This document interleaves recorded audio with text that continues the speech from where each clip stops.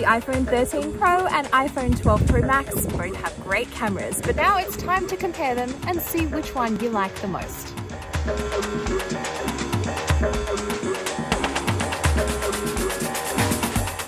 I know most people don't upgrade their phone every year, but it's still fun to see how much of a difference there is, or how little of a difference there is, between the two phones. And like all my camera comparisons, pretty much everything you see in this video has been shot on one of these two phones without any edits. And if you're wondering why I'm using the 13 Pro instead of the 13 Pro Max, well, they have exactly the same cameras, and I wanted to save a bit of money. Like all comparisons, personal preference plays a big part in all this, plus the screen you're viewing on does make a difference. Both phones are running iOS 15, so let's see the photos. In good light, it's going to be hard to tell the difference between the two. Results from the wide camera are really similar on most shots. The image processing on the 13 Pro looks to give its photos a little more contrast, and on some shots, photos have slightly more dynamic range, but it's really not a dramatic change from one phone to the other. That said, I do think lens flare is better controlled on the wide camera on the 13 Pro than it is on the 12. I tried to exaggerate the effect by shooting straight into the sun so you could see the halo effect in the bottom right-hand corner. It's more pronounced on the 12 Pro Max.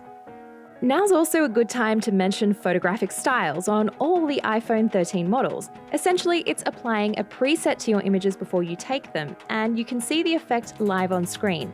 It's not a filter because it's identifying and applying local edits, like it would know that grass should have the effect applied, but if it spots a face, it would make sure that skin tones stay accurate. And you can also customize the existing presets, so if you wanted to bring out more warmth, for example, you can. Or if you wanted to take out a bit of that contrast on the default settings to make shots look more like those from the 12, you can do that too. Next, let's take the phones to one of the highest points in San Francisco to check out the telephoto cameras. The 12 Pro Max has a 2.5 times optical zoom at f2.2, while the 13 Pro and Pro Max go to 3 times at f2.8. It's not going to get you that much closer, especially for really far away subjects, but a little bit extra is nice. If you need to get even closer, both the phones have digital zoom. Here's the 10 times comparison, which is okay if you have enough light. The 13 Pro definitely processes the image a bit better here. It's got some more detail retained, and you can even go all the way up to 15 times on the newer phone, while the 12 Pro Max is capped at 12 times digital zoom. Let's be real, neither look great at this most extreme length, so don't say I didn't warn you. Switching to the ultra-wide, it looks like the 13 again has a bit more contrast than the 12 on some shots, and overall, images are definitely sharper. But the biggest change is the newer phone has autofocus on the ultra-wide. Now that means macro photography.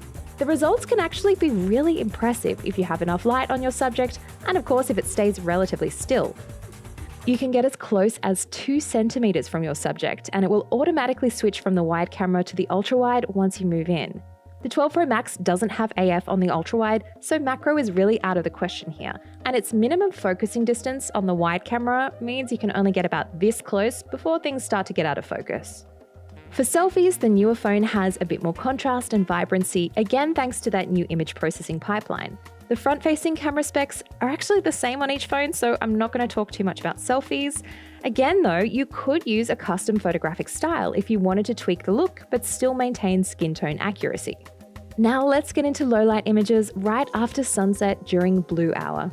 Noise reduction is a bit better on the 13 Pro on all of the cameras, so images do look a touch cleaner when you zoom in.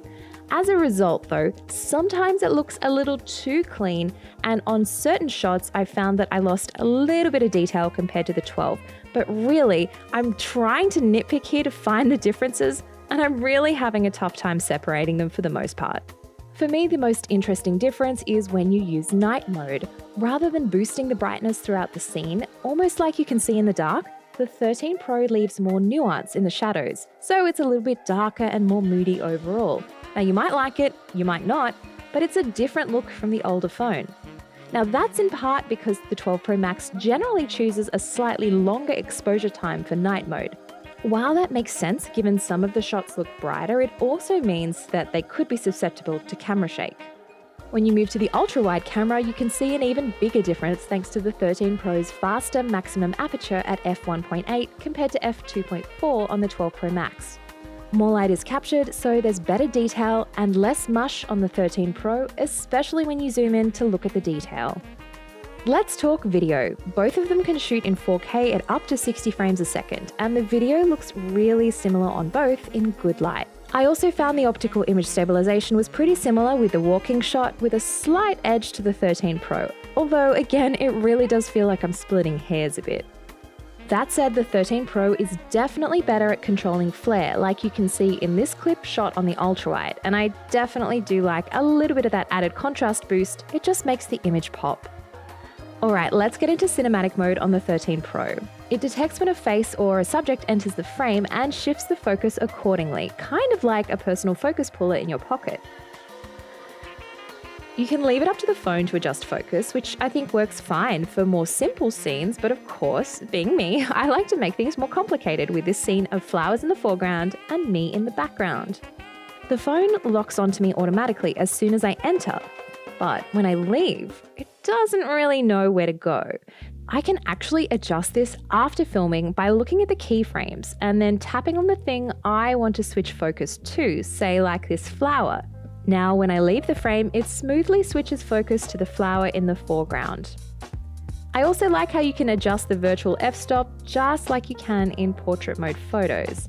And most importantly, I am happy to report that cinematic mode works on pets as well. Here's a side-by-side with the 12 Pro Max so you can see a comparison with and without cinematic mode applied.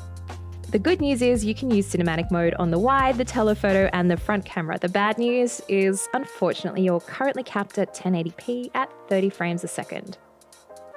So there you have it. The iPhone 13 Pro has some obvious software advantages like cinematic mode and hardware features like autofocus on the ultrawide for macro photos. You'll notice I didn't talk about ProRAW on the iPhones because that's a whole other video in itself. If you are interested in that, let me know. Plus, ProRes video on the 13 Pro isn't available yet and should be coming later in the year.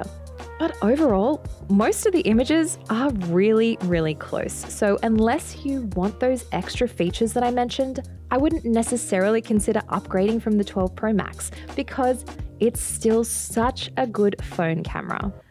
Thanks so much for watching. Make sure you let me know which phone you like the most down in the comments below. And if you want to find out more information about the phones, the cameras, and lots of extra detail on how you can get your hands on them, I've put some links in the description below. I'll catch you next time.